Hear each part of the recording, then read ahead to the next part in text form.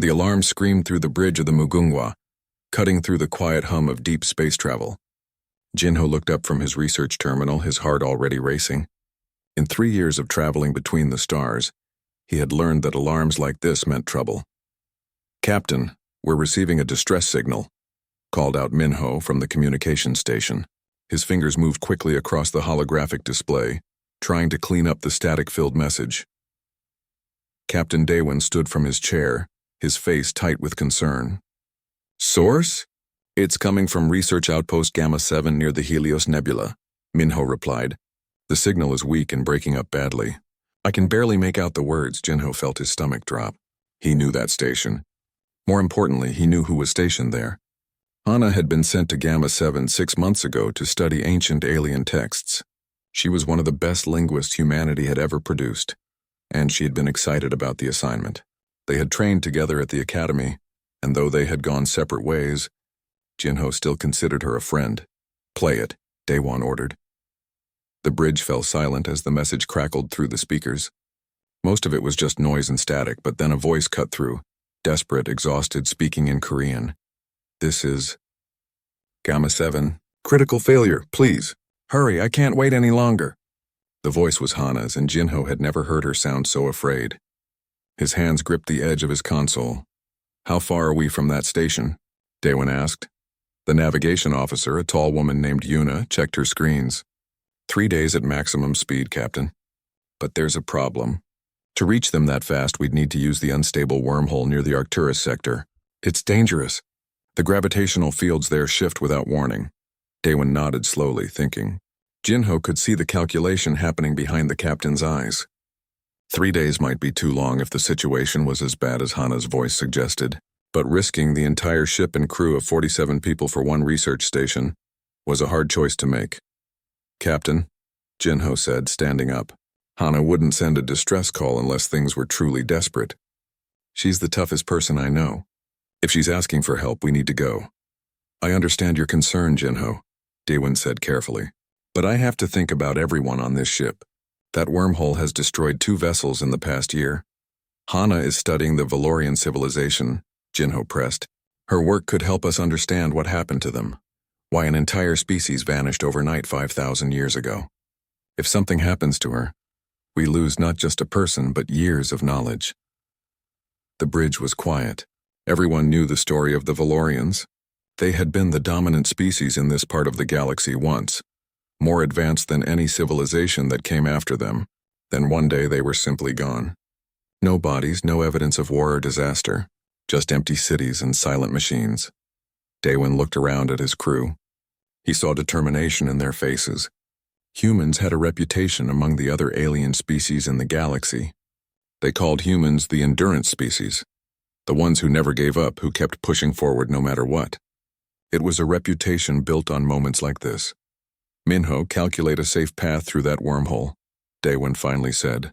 "Yuna, plot the course. We leave in 1 hour." Relief flooded through Jinho. "Thank you, Captain."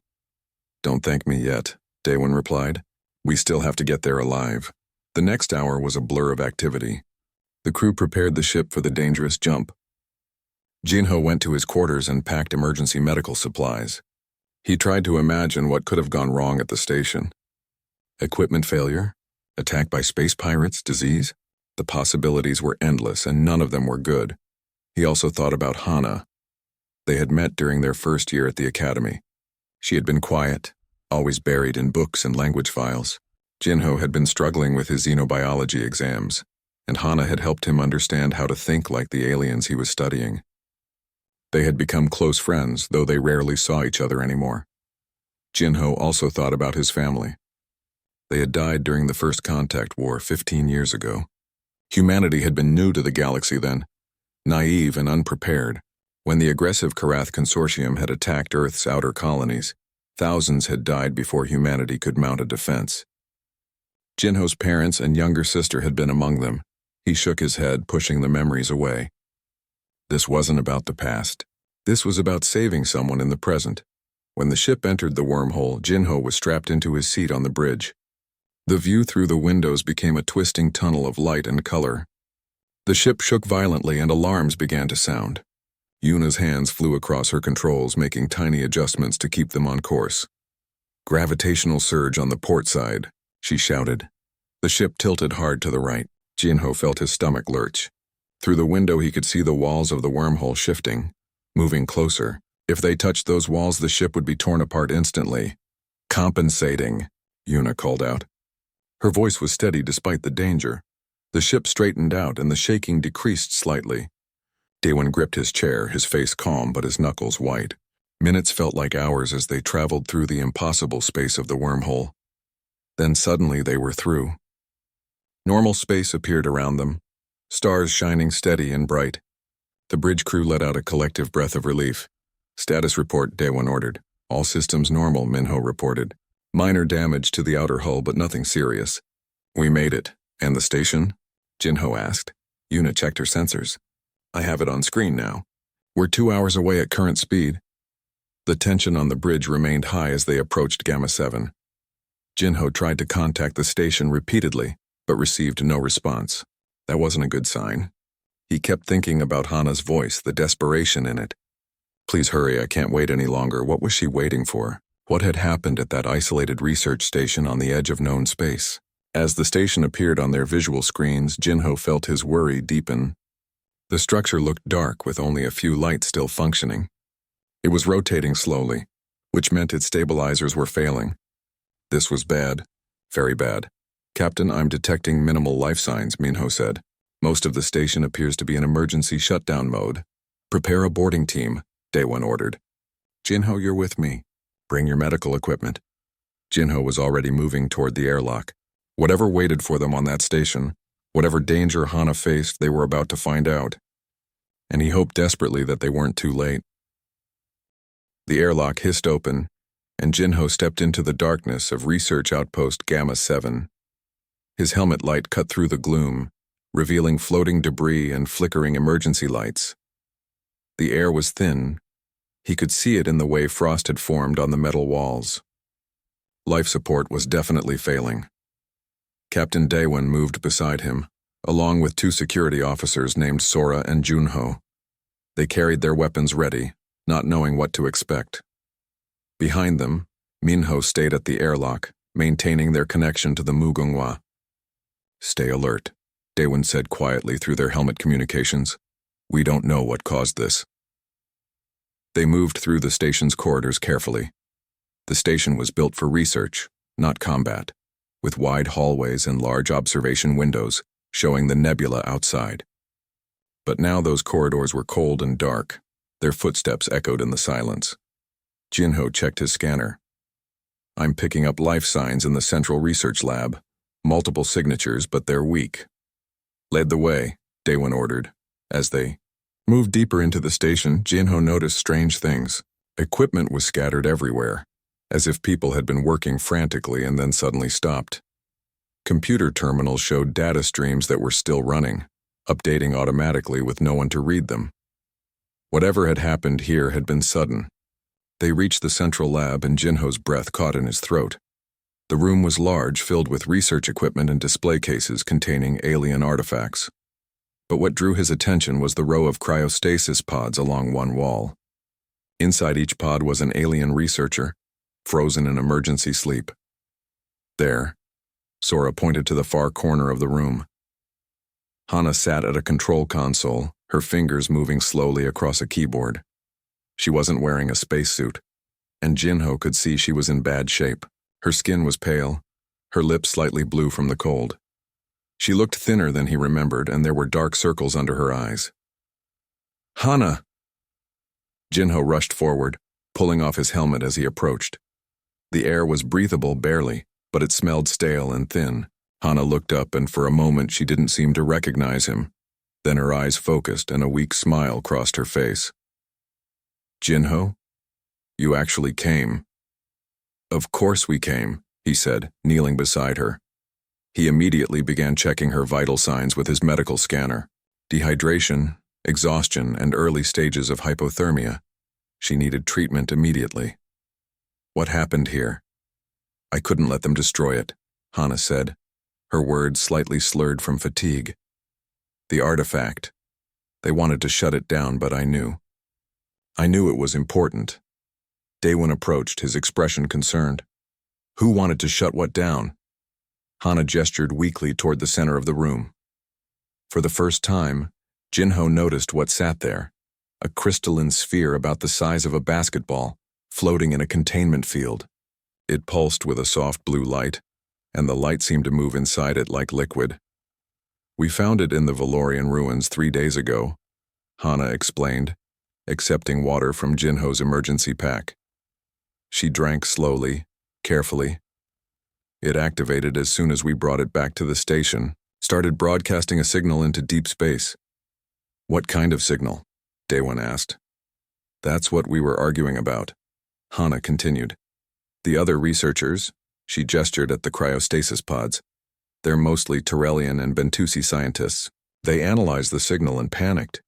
They said it was calling something dangerous, something the Valorians had feared. They wanted to destroy the artifact immediately. Jinho looked at the sphere more closely. Even from across the room, he could feel something strange about it. Not dangerous exactly, but powerful. But you disagreed? I spent weeks translating Valorian texts, Hana said, her voice growing stronger as she drank more water. I found references to something they called the Beacon of Return.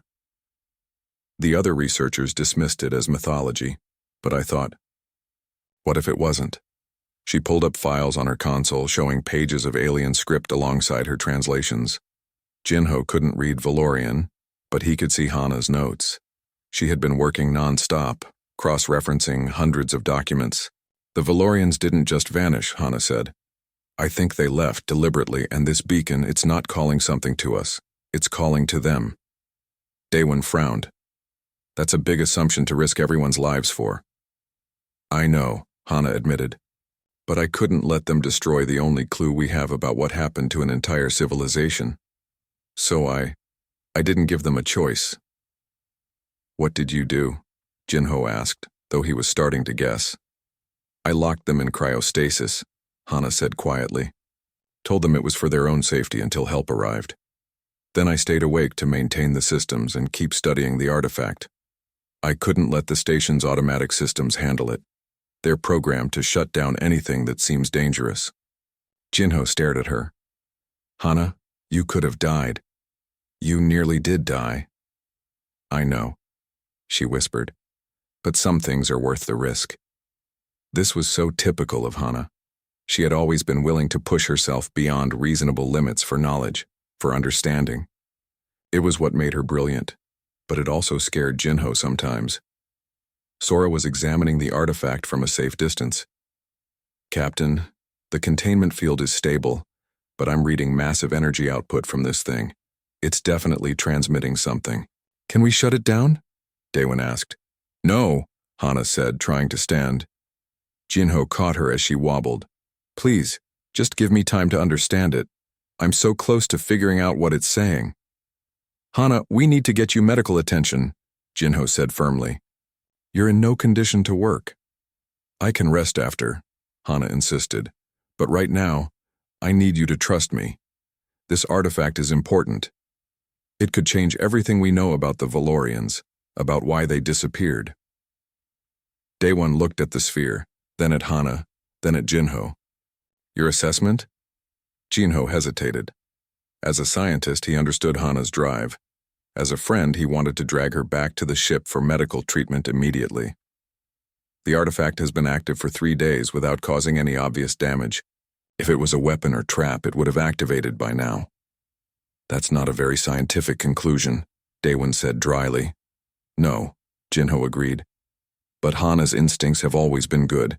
If she thinks this is important, I believe her. Daewon was quiet for a long moment. Then he sighed. All right, Minho, tell the ship we're going to be here for a while. Sora, Junho, set up a perimeter. Jinho, take care of Hana, and Hana. He looked at her seriously. You have 12 hours to figure this out. Then we're leaving, artifact or no artifact. Hana's smile was tired but genuine. Thank you, Captain. As Jinho helped her to a chair and began treating her dehydration, he looked at the pulsing artifact. What secrets did it hold? What had the Valorians been trying to say across 5,000 years of silence? And more importantly, was anyone listening when the beacon activated? He had a feeling they were about to find out. 4 hours had passed since they arrived at the station. Jinho watched as Hana worked at her console, her fingers moving across the keyboard with renewed energy. The medical treatment had helped, fluids, nutrients, and stimulants that would keep her going for a while longer. But he knew she was running on borrowed time. The artifact continued to pulse in its containment field, the blue light flowing through it in patterns that seemed almost alive. Jinho had been studying it with his xenobiology equipment, trying to understand its structure. It wasn't made of any material he recognized. The crystalline structure seemed to exist in multiple dimensions at once, which shouldn't have been possible. Captain Daewon had returned to the Mugunghwa to coordinate with the crew, leaving Sora and Junho to guard the lab. Minho had come over from the ship to help with the technical analysis. He was a genius with computers, and Hana needed all the help she could get. "I think I've found something," Hana said suddenly. "Jinho, come look at this." He moved to her station and studied the screen. It showed a complex three-dimensional map of the artifact's signal pattern. "What am I looking at?" "The beacon isn't broadcasting randomly," Hana explained. "It's sending a very specific message, but it's encoded in a way I've never seen before. The Tyrellian researchers tried to decode it using standard methods, but those didn't work. That's why they gave up and decided it was dangerous." "But you found a different approach?" Jinho asked. Hana nodded, excitement in her eyes despite her exhaustion. "I remembered something from the Valorian texts.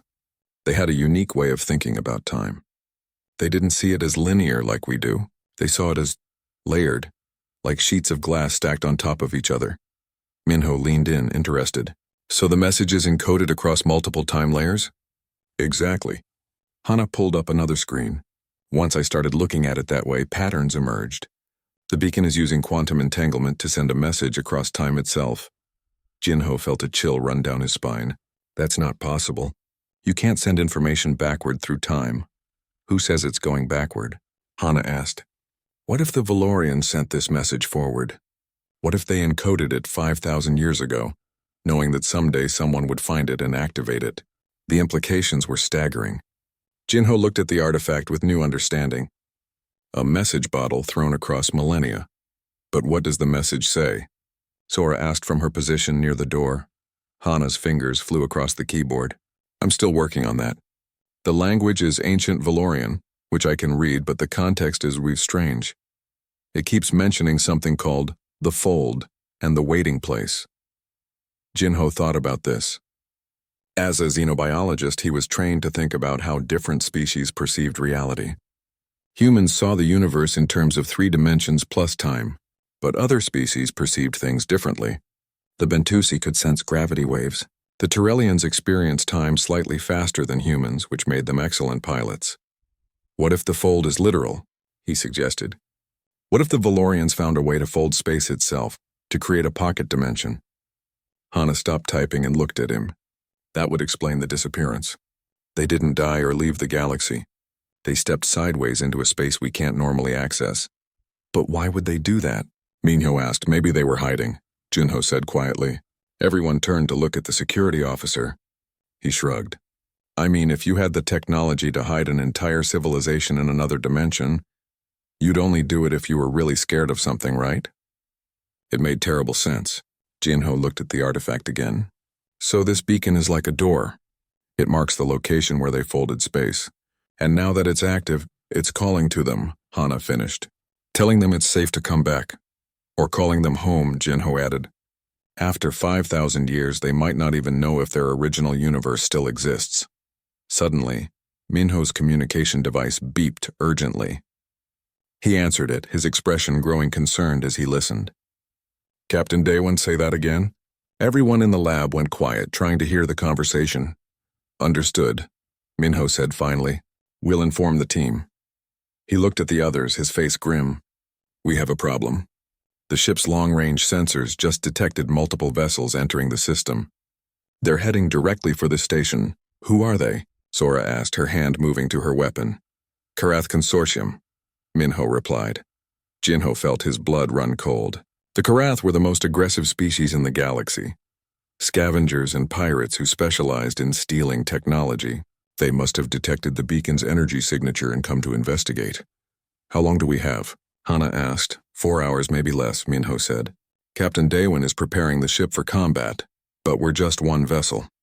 The Karath have brought 5 ships, 4 hours. That was all the time they had to decode the beacon, rescue an entire civilization from a pocket dimension, and escape before the Karath arrived. It seemed impossible, but Jinho had learned something during his years in space. Humans had a reputation for doing the impossible. Other species called them crazy, reckless, stubborn, but humans called it determination. When faced with a problem that seemed unsolvable, humans didn't give up. They looked for another way. All right, Jinho said, his voice steady. Here's what we know. The beacon is a marker for a pocket dimension where the Valorians are hiding. It's been calling to them for 3 days. The question is, why haven't they responded? Maybe they can't hear it, Hana suggested. If they're in another dimension, the signal might not be strong enough to reach them. Or maybe they need help opening the door from our side, Minho added. Jinho nodded slowly. An idea was forming in his mind, wild and dangerous. The Mugunghwa has an experimental jump drive. It's designed to punch through space for faster than light travel. What if we could use it to amplify the beacon's signal, make it strong enough to breach the dimensional barrier? That would require enormous power, Minho said. The jump drive isn't designed for that kind of sustained output. It could overload. Could it work? Jinho pressed. Minho thought for a moment. Maybe. If we modified the power couplings and synchronized the drive's frequency with the beacon, yes, theoretically it could work, but the risk of catastrophic failure would be very high. How high? Sora asked. 70% chance the ship explodes, Minho said bluntly. Everyone was quiet. Those were terrible odds. But Jinho looked at the artifact, thinking about an entire civilization waiting in the dark for 5,000 years. Thinking about Hana, who had risked her life to protect this discovery. Thinking about what his parents would have done in this situation. We have to try, he said. We can't let the Karath get this technology. And we can't leave the Valorians trapped forever. Hana looked at him with gratitude and something else. Respect. How do we convince Captain Daewon to risk his ship? Jinho smiled grimly. We show him that humans don't back down from challenges. We show him why other species think we're crazy. And then we get to work. Captain Daewon stared at Jinho like he had grown a second head. They were in the briefing room of the Mugunghwa, gathered around a holographic display showing the Karath fleet's approach vector. The alien ships looked like predators in the starlight, sleek and dangerous. You want me to do what? Daewon asked slowly. Use the jump drive to amplify the beacon, Jinho repeated patiently. It's the only way to reach the Valorians and bring them back. And there's a 70% chance this will destroy my ship, Daewon said. Yes, Captain. Daewon looked around the table at his senior crew. Yuna, the navigation officer, looked uncertain. The chief engineer, a grizzled man named Tae-hyun, was shaking his head. Even Minho, who had helped develop the plan, looked worried. This is insane, Tae-hyun said. The jump drive is experimental. We barely understand how it works under normal conditions. Trying to modify it for this purpose in just a few hours with Karath ships incoming, it's suicide. I know it sounds crazy, Jinho admitted. But think about what we could gain. The Valorians were the most advanced species this galaxy has ever known. If we can bring them back, the knowledge they possess could change everything. If we survive, Yuna pointed out. There's something else, Hana said quietly. She had insisted on coming to the meeting despite Jinho's protests about her health. I've been studying the Valorian texts more carefully. I think I know why they hid. Everyone turned to look at her. The texts mentioned something called the Devourers, Hana continued. Entities that consumed entire star systems. The Valorians were fighting a losing war against them. Rather than be destroyed, they chose to hide in a pocket dimension until the Devourers moved on or died out. And you think these Devourers are gone now? Daewon asked. It's been 5,000 years, Hana said. Whatever they were, they're not here anymore. The Valorians are safe to return. Unless the beacon attracts the Devourers back, Tae-hyun said darkly. Jinho shook his head. The beacon has been active for 3 days. If these Devourers still existed and could detect it, they would have arrived by now. The only ones who detected it were the Karath, and they're just scavengers looking for technology to steal. Daewon drummed his fingers on the table, thinking. Jinho watched the captain's face, trying to read his thoughts. He knew this was an enormous ask. Daewon was responsible for 47 lives. Asking him to risk all of them on a 70% chance of failure was almost cruel. But Jinho also knew something about humanity. They were the species that had looked at the stars and decided to reach them, even when it seemed impossible. They were the species that had faced the Karath Consortium in the First Contact War, and survived even when they were outnumbered and outgunned. Humans didn't give up just because the odds were bad. How would this plan work exactly? Daewon asked finally. Minho pulled up a technical diagram. We would need to connect the beacon directly to the jump drive's power core. Then we synchronize their frequencies, basically make them vibrate at the same rate. When we activate the jump drive, instead of moving the ship through space, it would project a massive pulse of energy through the beacon. That pulse should be strong enough to breach the dimensional barrier, Jinho added, like knocking on a door loudly enough that the people inside can hear you. And the 70% failure rate? Daewon asked. Taehyun grimaced. The jump drive will be operating at 5 times its maximum rated capacity. The power conduits could overload. The containment field could collapse. The drive core itself could experience catastrophic cascade failure. Any of those would destroy the ship instantly. What if we could reduce those odds? Yuna asked suddenly. What if we used a controlled overload instead of an uncontrolled one? Everyone looked at her. Explain, Daewon said. The jump drive has safety systems designed to shut it down if it exceeds safe parameters, Yuna explained. What if we kept those systems active but modified their thresholds? We let the drive build up to just below catastrophic levels, pulse the energy into the beacon, then immediately shut down. It's like revving an engine to its maximum and then turning it off before it explodes. Taehyun sat up straighter, his eyes calculating. That could work. We'd need split-second timing, but it could work. The failure rate would drop to maybe 40%. Still not great odds, Daewon muttered. No, Jinho agreed. But they're better than what happens if the Karath get their hands on Valorian technology. They're already one of the most aggressive species in the galaxy. Give them access to dimension-folding technology, and they'll be unstoppable. Daewon stood and walked to the window, looking out at the stars. The Helios Nebula painted space in shades of purple and blue. Somewhere out there, the Karath fleet was racing toward them, and somewhere beyond normal space, an entire civilization waited in darkness. I joined the space service because I wanted to explore, Daewon said quietly. I wanted to see things no one had ever seen before, to make first contact with new species, to discover ancient secrets. He turned back to face the table. This is exactly what I signed up for, even if it's terrifying. He looked at each person in turn. I won't order anyone to stay. This is volunteer only. If you want to evacuate to the station and wait for rescue, I'll understand. But I'm going to try this crazy plan because saving an entire civilization is worth the risk. Nobody moved. Nobody spoke. Then Yuna stood up. I'm in, Captain.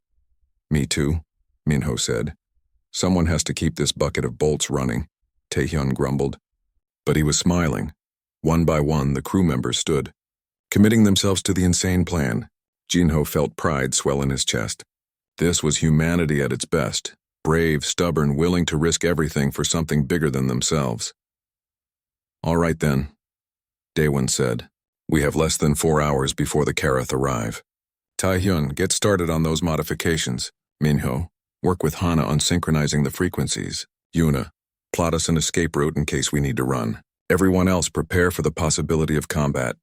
The meeting broke up, crew members hurrying to their stations. Jinho caught Hana's arm as she stood to leave.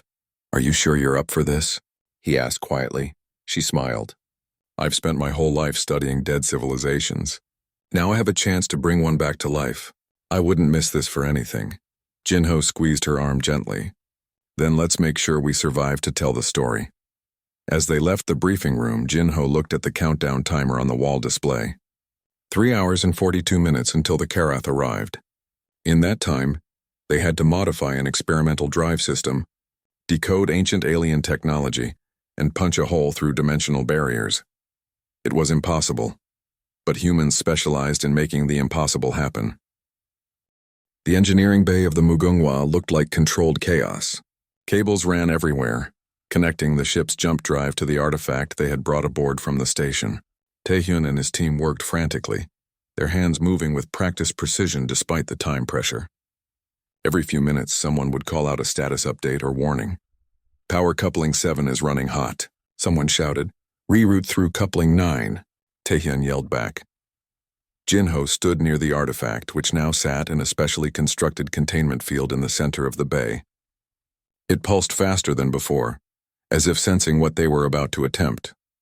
Hana was beside him, monitoring the frequency synchronization on a portable terminal. How are we doing? Jinho asked her. The frequencies are almost matched, Hana replied, not looking up from her screen. Another few minutes and we'll be ready. On the bridge, Captain Daewon watched the Kareth fleet on his displays. The enemy ships had split into 2 groups, clearly planning to surround the Mugunghwa and cut off escape routes. They were still 90 minutes away, but that time was shrinking fast. Captain, we're being hailed by the Karath lead ship, Minho reported. Put them through, Daewon ordered. A harsh, grating voice filled the bridge. The Karath language sounded like metal scraping on stone, but the translation software made it understandable. Human vessel? We have detected a powerful energy signature in your location. You will surrender the source of that signature immediately. This is Captain Daewon of the Mugunghwa, he replied calmly. We are conducting authorized research in this sector. You have no claim to anything here. We claim what we want, the Kareth commander replied. You have one of your hours to comply. If you do not surrender the artifact, we will take it by force. The communication cut off. Daewon looked at Yuna. How long until we're ready? Engineering says 45 minutes, she reported. 45 minutes to prepare with 90 minutes until the Kareth arrived. That gave them a narrow window to execute the plan and escape. If anything went wrong, if they needed extra time for adjustments, they would be caught between the Karath fleet and an overloading jump drive. In the engineering bay, Jinho's communicator buzzed. It was Captain Daewon. Status report? We're close, Jinho replied. Hana says the frequency match is at 97%. Taehyun, how are the power systems? All connections are in place, the engineer replied, wiping sweat from his forehead. We can attempt activation in 30 minutes. Maybe 25 if we skip some of the safety checks. Don't skip the safety checks, Daewon ordered firmly. A 40% chance of catastrophic failure is bad enough. I don't want to make it worse. Jinho turned to Hana. She looked exhausted again, the stimulants from earlier wearing off. But her eyes were bright with determination and excitement. Are you ready for this? He asked. I've spent my entire career studying dead civilizations, she said softly. Now I might actually meet one. Of course I'm ready. The minutes ticked by with agonizing slowness. The crew worked in tense silence, everyone aware of what was at stake. Jinho found himself thinking about his family again, about his parents and sister who had died in the war. They had believed in humanity's potential, in the idea that humans could make the galaxy a better place. Would they be proud of what he was doing now? He hoped so. Frequency synchronization complete, Hana announced. We're at 100% match. Power systems are online and stable, Taehyun added. All safety systems are active and monitoring. We're ready, Captain. There was a long pause. Then Daewon's voice came through, steady and calm. All crew members, this is the captain. In approximately 5 minutes, we're going to attempt something that has never been done before. We're going to rescue a civilization that has been hidden for 5,000 years. The risk is significant, but the potential reward is immeasurable. I'm proud to serve with all of you. Daewon out. Jinho felt goosebumps on his arms. This was it. The moment everything would change one way or another. Initiating power transfer to the jump drive, Taehyun said. 15 seconds to activation.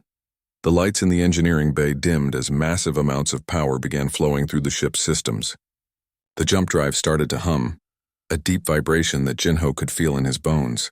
The artifact responded, its pulsing light growing brighter and faster. 10 seconds.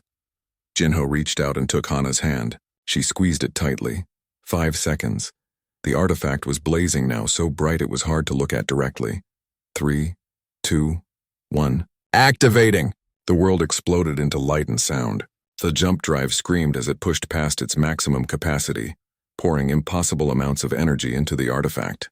The containment field around the artifact flickered and sparked. Through the viewing ports, space itself seemed to twist and tear. Power levels at 300%, someone shouted. 400%, 500% and climbing. Jinho could see the strain on Taehyun's face as the engineer monitored dozens of systems simultaneously. Alarms were blaring, warning of imminent failures in a dozen different subsystems. Then suddenly the artifact changed. Instead of pulsing, it began to spin. The blue light spiraled outward, forming a vortex that seemed to reach beyond the walls of the ship, beyond normal space entirely. "I'm detecting a dimensional breach," Minho's voice shouted over the communicator. "Something is happening." And then they saw it.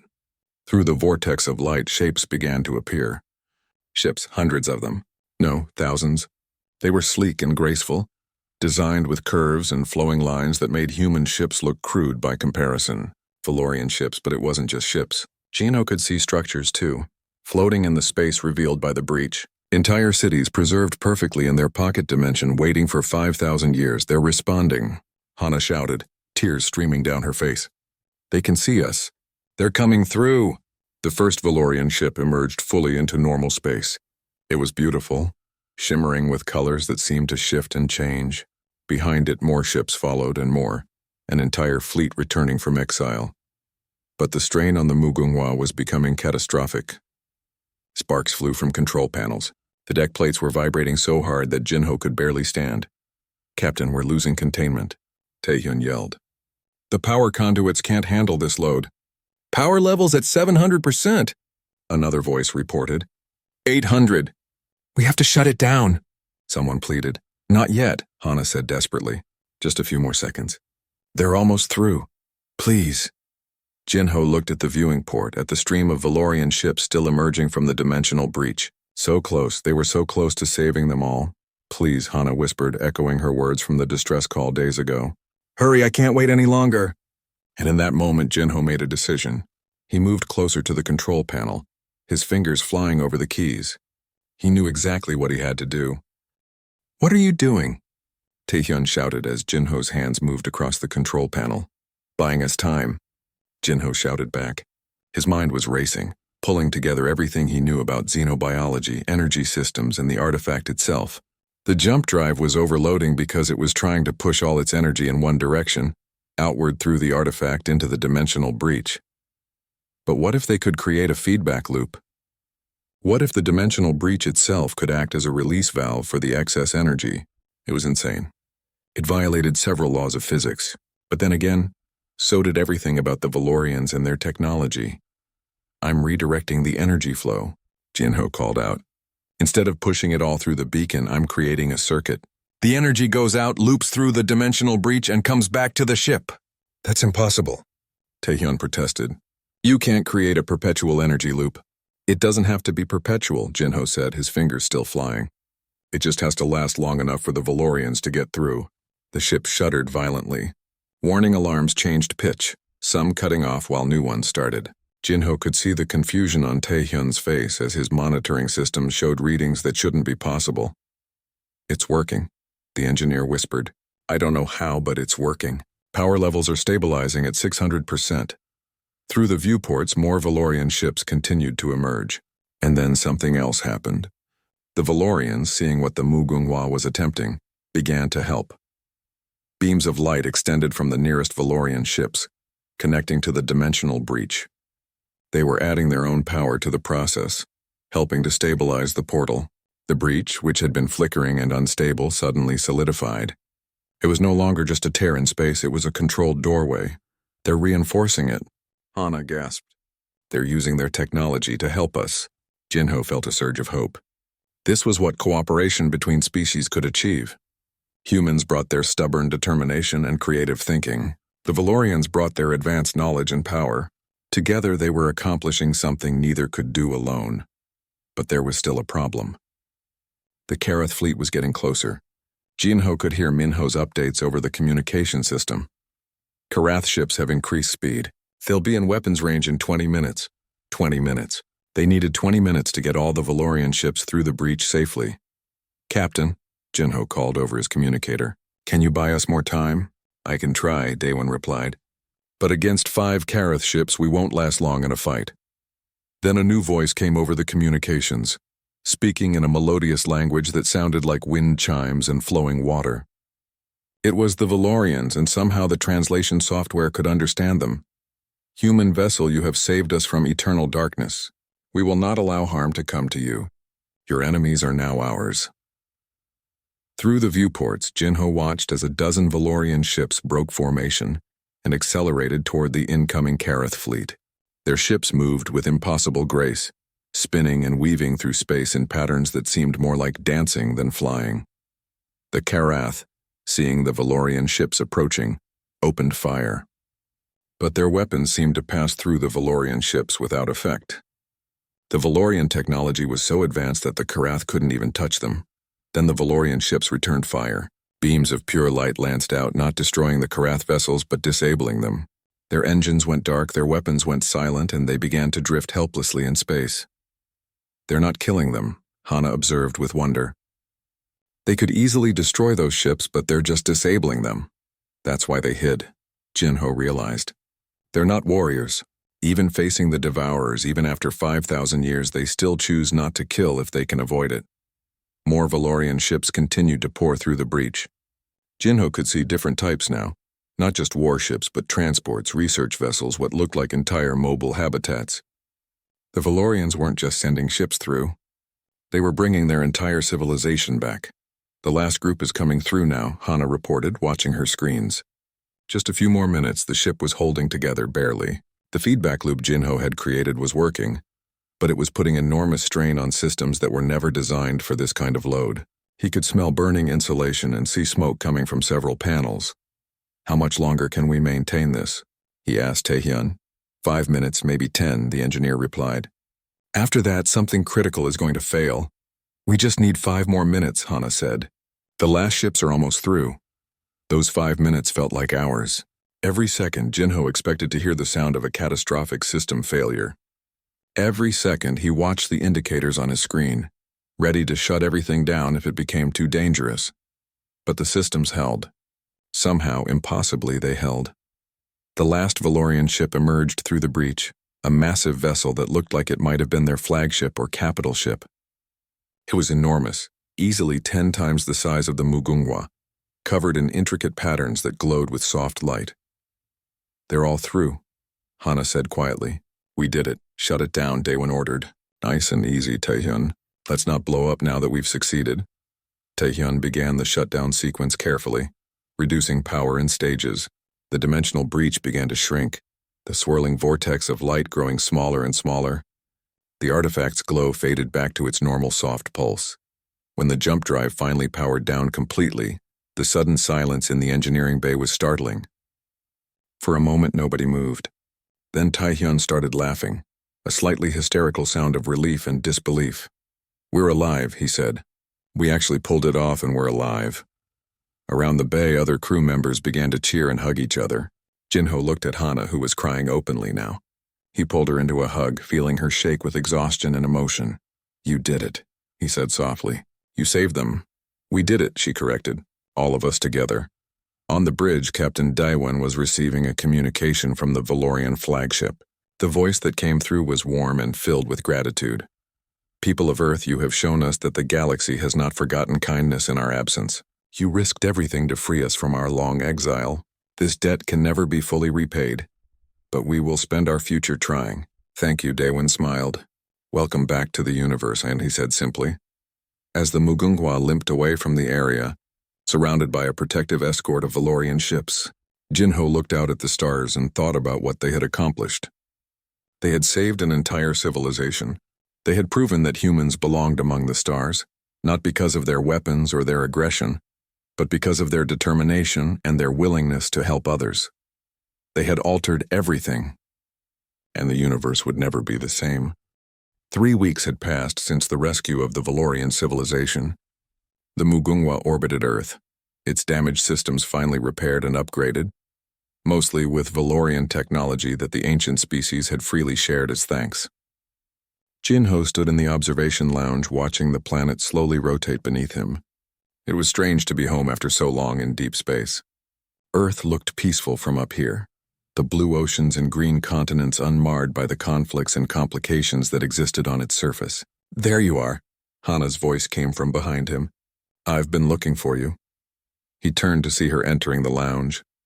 She looked completely different from the exhausted, desperate woman he'd found on the research station. Her color had returned, Her eyes were bright and she moved with her old confident energy. "Just thinking," he said. "A lot has happened." "That's an understatement," Hana said, coming to stand beside him at the window. "The Valorians have established a new homeworld in the Andromeda sector. 3 different alien governments have requested formal alliances with humanity.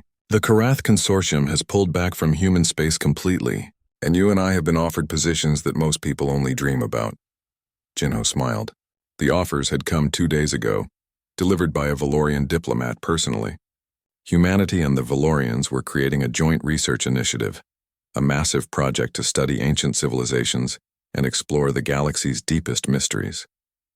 Jinho and Hana had been asked to lead the human side of the project. "Have you decided?" he asked Hana. "I think so," she replied. "This is what I've always wanted. To explore, to discover, to understand species that came before us. And now I'll have access to Valorian knowledge and resources. How could I say no?"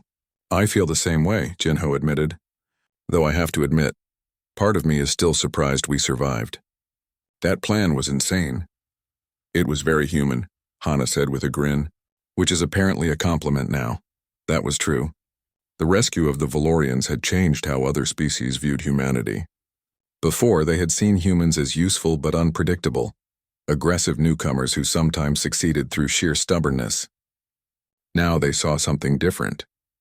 The Bentusi had sent a formal statement calling humans the species of impossible solutions. The Turellians had revised their diplomatic protocols to include human negotiators in conflicts they couldn't resolve themselves.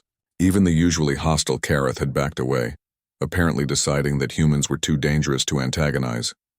It wasn't just respect for human military ability, though the defense of the research station had certainly been impressive.